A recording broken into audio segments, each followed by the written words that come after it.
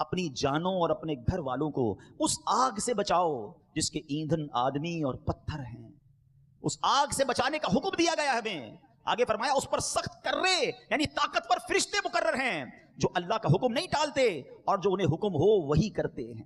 جب یہ نبی پاک علیہ الصلوۃ والسلام نے یہ آیت صحابہ کے سامنے تلاوت کی نا تو صحابہ نے عرض کی یا رسول اللہ صلی اللہ علیہ وسلم ہم اپنے اہل و عیال کو جہنم کی آگ سے کیسے بچا سکتے ہیں؟ پیارے آقا مدینے والے مصطفیٰ صلی اللہ علیہ وسلم نے ارشاد فرمایا تم نے اہل و عیال کو ان چیزوں کا حکم دو جو اللہ عز و جل کو محبوب ہیں اور ان کاموں سے روکو کہ جو رب تعالیٰ کو ناپسند ہیں. تو حتی المقدور اپنی پوری کوشش کرنی ہے اپنی اولاد کو گناہ سے بچانے کی, انہیں نیکی کا راستہ دکھانے کی. مگر یہاں ایک اور بات بھی سمجھنی ہے, اولاد کی تربیت تو کرنی ہے لیکن والد پر لان نہیں کر سکتے, تان نہیں کر سکتے. اگر کسی کا بیٹا جو ہے وہ فرما بردار نہیں بنتا, کسی کا بیٹا نمازی نہیں بنتا تو کہیں یار یہ دیکھو باپ خود تو نمازی بیٹے کو نمازی نہیں بنا سکا. تو ایک لمٹ تک ذمہ داری ہے, وہ نہیں مانتا, اس کے نصیب میں ہدایت نہیں. تو ہم کسی کی اولاد کی وجہ سے کسی کے والد پر لان تان نہیں کر سکتے, کیونکہ اگر ایسا کرنے جائیں گے تو بات بہت دور تک چلی جائے گی. قابیل کون تھا؟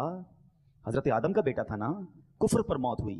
حضرت نوح کا بیٹا کنعان, اس کی کفر پر موت ہوئی. تو انبیاء کے بیٹے بھی ایسے تھے. یہ اللہ کی شان ہے. اللہ کریم کرم فرمائے تو کسی چور اور ڈاکو کے گھر میں بھی ولی کو پیدا کر دیتا ہے, اور کسی کی اس کی خفیہ تدبیر ہے کہ بڑی نیک ہستی ہو. اب اگر یزید پلید کی جو کارستانیاں ہیں, اس کی جو بدبختیاں ہیں, ہم بھی کہتے وہ پلید تھا, لعنت کا مستحق ہے, لیکن اس کی شیطانیوں کی وجہ سے سیدنا امیر معاویہ رضی اللہ تعالیٰ عنہ پر لان کرنا یہ درست نہیں ہے. کیونکہ اگر کسی کی اولاد کی وجہ سے کسی کے والد پر لان تان کیا جائے گا تو پھر یہ سلسلہ بہت اوپر تک جائے گا. تو بہرحال یہ والدین کی ذمہ داری ہے کہ وہ اپنی اولاد کی شاندار تربیت کریں. اور آج کے دور میں اللہ سلامت رکھے دعوت اسلامی کے ماحول کو, ماں باپ کے لیے بھی تو سہولت ہو گئی نا. خود تربیت کرنا مشکل تھا, آج لائف بڑی بیزی ہے. الحمدللہ بچوں کے لیے دعوت اسلامی میں مدرسۃ المدینہ موجود, جامعۃ المدینہ موجود, الحمدللہ بڑوں کے لیے موجود, اسلامی بہنوں کے لیے موجود, تو پوری فیملی کے لیے مدنی چینل موجود. اتنے سارے ٹولز ہیں ہمارے پاس, اتنے سارے طریقے ہیں کہ اگر ہمارا ذہن بن جائے کہ مجھے اپنے آپ کو بھی بچانا ہے, اپنی اولاد کو بھی بچانا ہے, اپنی فیملی کو بھی سدھارنا ہے, تو اللہ کی رحمت سے